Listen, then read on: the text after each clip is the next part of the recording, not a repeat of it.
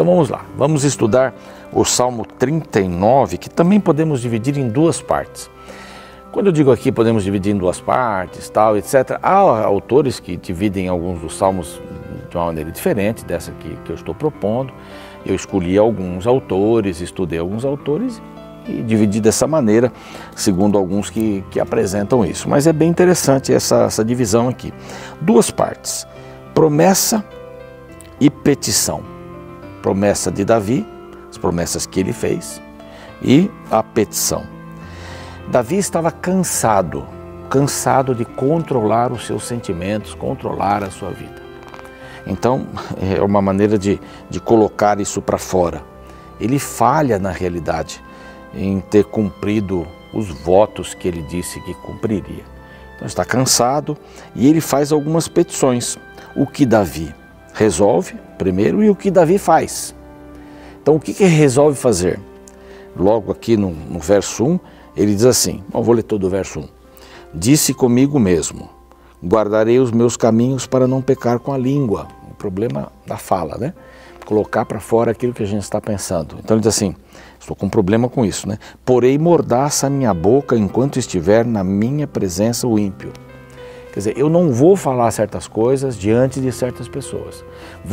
Isso é o que ele queria fazer, não é?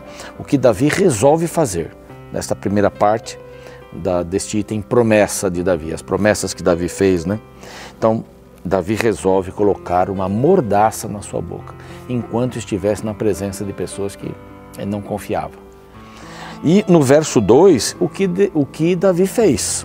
Então o verso 2 diz assim, emudeci em silêncio, calei acerca do bem e a minha dor se agravou. Embraseou-se-me o peito, ou no peito o coração, enquanto eu meditava, ateou-se fogo. Então eu disse, com a minha própria língua, dá-me a conhecer, Senhor. Então, aqui, ele estava se calando e, na realidade, ele sentiu alguma coisa em tudo isso. E vem a segunda parte, que é a petição de Davi. O que ele faz? Ele está cuidando da sua língua. Vamos fazer aqui um parênteses e falar um pouquinho sobre a língua, as palavras, colocar uma mordaça na boca, não é para não falar. Há pessoas que falam muito, essa é a maneira delas se comunicarem. Há pessoas que falam menos. O menor item talvez na comunicação são as palavras, né? A gente comunica muito com as expressões físicas, a gente se comunica bastante com isso, com o tom da voz e as palavras também, mas não são talvez a parte mais importante. Aqui nós temos que ter cuidado bastante, ou lendo isso, vem à nossa mente isso, vamos ter cuidado com as palavras. As palavras podem ajudar e pode ferir. Quer ver uma palavrinha que mal usada fica complicada? A palavra sempre. Se essa palavra é usada negativamente, nós podemos acabar com a vida de uma pessoa. Ou imputar a essa pessoa um peso muito grande. Tipo assim, você sempre faz esse ato errado. Você sempre. Isso pesa muito. Sempre é uma palavra pesada quando ela é usada negativamente. Mas quando ela é usada positivamente, você recebe um presente de aniversário e você olha para a pessoa, puxa, muito obrigado, você sempre acerta o que eu gostaria de receber. Puxa, você deu uma luz ali na pessoa. Não é? Mas a pessoa vai lá, você vai almoçar com alguém, talvez em casa, e vem lá um determinado assado, ou sei lá, você sempre erra no sal na comida. Você sempre é assim, todas as vezes. Ontem, anteontem, antes de ontem, ontem, uma semana atrás, um ano atrás, desde quando eu nasci comecei a fazer comida, sempre. E sempre não é só no passado, sempre é uma perspectiva para o futuro. Puxa, sempre, então eu vou errar amanhã nessa quantidade de sal, vou errar depois da manhã, então eu vou errar sempre, eu não vou acertar nunca. Aí está outra palavra, nunca. Sempre e nunca a gente tem que ter muito cuidado para usar. Você nunca faz as coisas direito. Essa palavra é muito pesada. Você olha para um filho e diz assim, você nunca vai ser alguém na vida. Você nunca vai ser alguém na vida? Então ele pensa assim, bom, eu nunca fui, não sou e nunca serei. Bom, se eu nunca vou ser alguém na vida, então eu posso conversar na sala de aula. Então eu posso não fazer o dever. Então eu posso não obedecer minha mãe. Então eu posso não ir mais na igreja. Se eu não vou ser uma pessoa boa. Quando a gente lê a Bíblia, a gente descobre que Deus fala muitas coisas boas para a gente.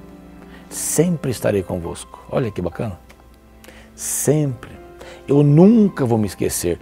Ele diz assim, ainda que um pai e uma mãe se esqueçam do seu filho, eu nunca vou me esquecer. Olha que bacana. A gente tem que cuidar quando usa as palavras.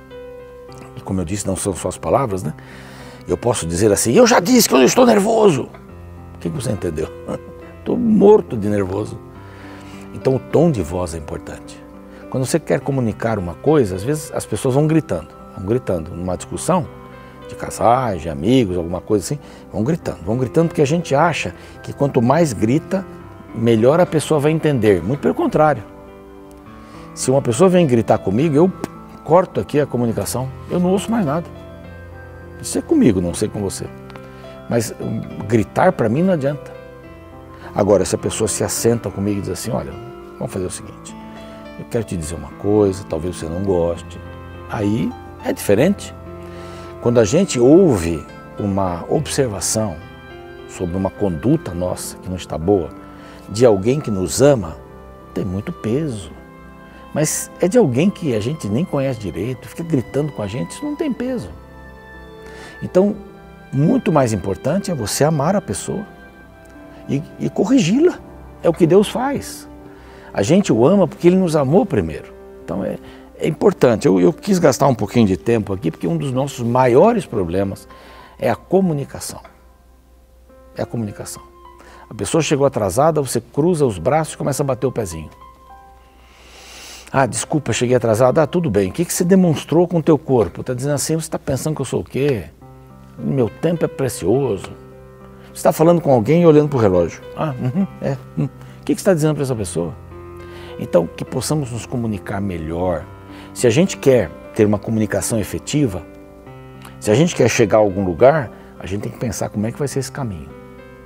A gente tem que estudar. Se eu não sei fazer esse caminho, vou dar uma paradinha e vou começar a pensar um pouco nisso. Essa é a aplicação dessa primeira parte aqui. Davi, ele disse que ia fazer, ele decide e ele faz mesmo.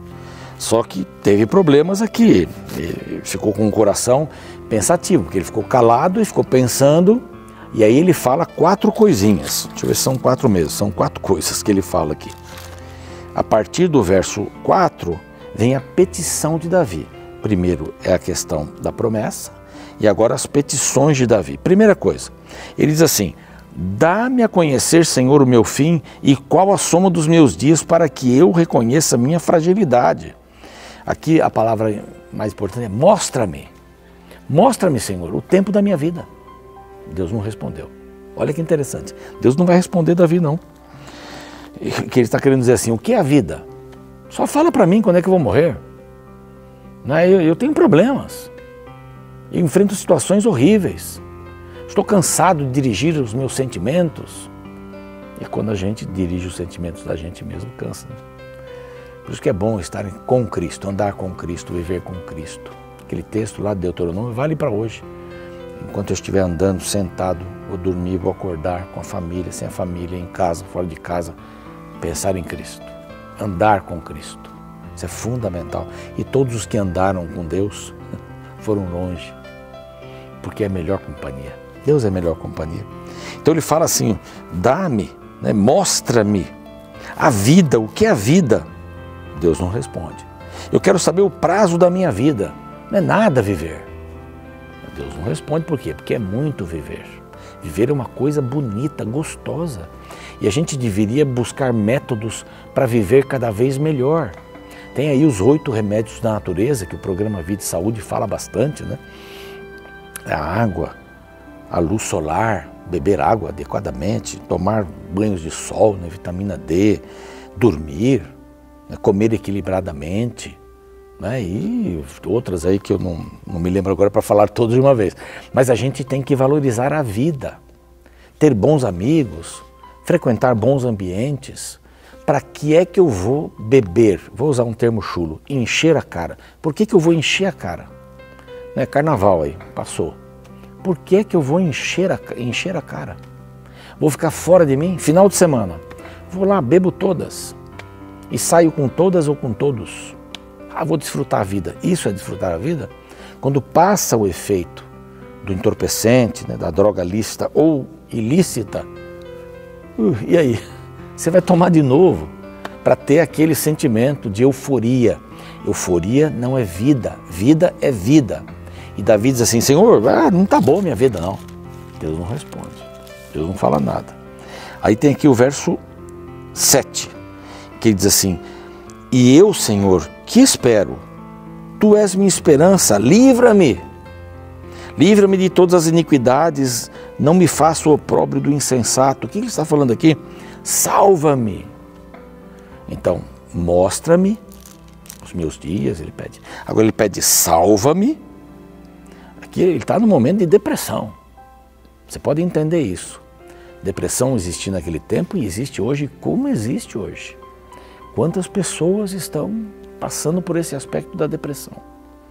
E o pior, não buscam ajuda. Vão convivendo com isso, não resolvem. Aquilo pode dar uma parada, e a gente pode tomar até algum remédio aí que alguém emprestou, mas não funciona assim. Eu tenho que tratar. E também oração não resolve depressão. Você pode até dizer assim, tem que orar mais, viu irmão, viu irmã? Está em depressão, tem que orar mais, tem que ler mais a Bíblia. Por favor, não fale isso. A Bíblia tem seu poder, a oração tem seu poder também. Deus tem seu poder. Se ele quiser curar uma pessoa com depressão, ele vai curar. Mas isso está mais nas nossas mãos. Nós temos que trabalhar com algumas coisas que nos fazem sentir assim. Não é? É uma crise às vezes, não é uma depressão, é uma crise. E a gente tem que passar por essa crise. Ele dá mais um grito aqui no verso 9. Emudeço, não abro os lábios, por que tu fizesses isso? Tira de sobre mim o teu flagelo pelo golpe da tua mão. Estou consumido. O que ele está dizendo assim? Poupa-me. Mostra-me, salva-me, poupa-me. Poupa-me disso. Né? Mais um. O tempo já está correndo aqui. Verso 12. Ouve, Senhor, a minha oração, escuta-me quando grito por socorro, não te mudeças à vista das lágrimas, porque sou forasteiro à tua presença. Está dizendo em outras palavras, eu sou estranho, né? A tua presença? Não, é um momento difícil, porque ele andava com Deus, foi chamado amigo de Deus, está num momento difícil, uma luta grande que está passando, e ele grita aqui, satisfaz-me, ouve a minha oração, me satisfaça, Senhor. Então mostra-me, salva-me, poupa-me, satisfaz-me, queira satisfazer-me, Senhor. Eu te peço isso, eu sou um estranho, desvia de mim o olhar, o último verso que ele cita aqui, desvia de mim o olhar, verso 13, para que eu tome alento, antes que eu passe e deixe de existir. Nem sempre depois da oração a gente tem um senso de vitória. E Davi terminou a oração assim. Orou, falou, desabafou, disse tudo diante de Deus e Deus não respondeu. Por quê? Deus não vai dizer para você quantos dias você vai viver. Não vai falar isso. Já pensou que coisa chata? Eu, Ronaldo, soubesse que no dia X do ano, mês X, eu não vou falar nem ano aqui, né? Mas no dia X, do mês X, do ano X, eu ia morrer. Não, eu ia entrar em parafuso. Mesmo que demorasse 10 anos. Deus não vai fazer isso. A vida é a surpresa. A surpresa da vida, ou o melhor da vida, é a surpresa. Cada dia, uma coisa nova, um desafio. Eu posso planejar muita coisa. Mas o dia a dia, né? Planejei um piquenique com a família, choveu no domingo. Eu vou ter que inventar. É isso que deve dar força para a vida. Eu tenho que me reinventar. Por isso que religião é uma coisa muito importante e necessária. Espiritualidade também, eu vou falar de religião, é religar. Né? Eu preciso aprender a viver em novidade de vida, palavra bíblica, todo dia, todo dia. Davi não teve uma resposta vitoriosa aqui, mas Deus estava com ele. E ele estava falando para a pessoa certa. Está com raiva, está com depressão, fale com Deus, ele é a pessoa certa. Ele gosta disso. Você tem um Deus forte para lhe ajudar. Viva e cuide da língua. Vamos orar. Pai querido, Pedimos a Tua bênção. Essas lições de hoje possam ficar gravadas no nosso coração.